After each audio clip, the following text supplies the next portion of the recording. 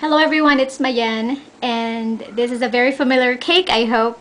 I made a very similar cake about 10 months ago. That was my cake number 3, and I recently had a request from my friend.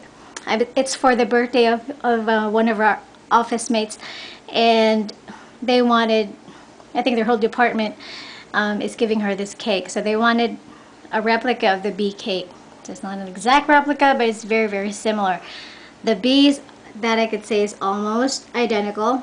Now that I'm using gum paste for the figures, it's a lot easier to make the wings retain its shape, so you don't really have to wait that long, unlike fondant. When I was starting 10 months ago, I always used fondant, and that made it a lot more difficult for the figures to retain their shapes. So now you can just, pinch them and go, and it's going to stay in that shape.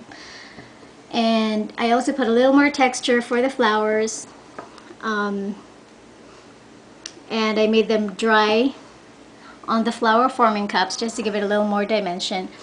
And I guess for this version of the bee cake, it looks a little more polished because I almost always use fondant on the cake board and ribbon on the side just to give it a more completed look.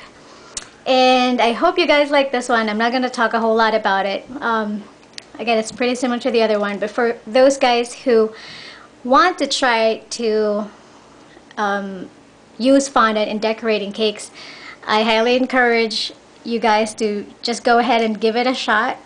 If not for the bee cake that I did 10 months ago, I really wouldn't think I would be encouraged enough to make some more. It was so simple to do, and I was very pleased when it was completed, and it just gave me the boost that I needed to make the next one and the next one.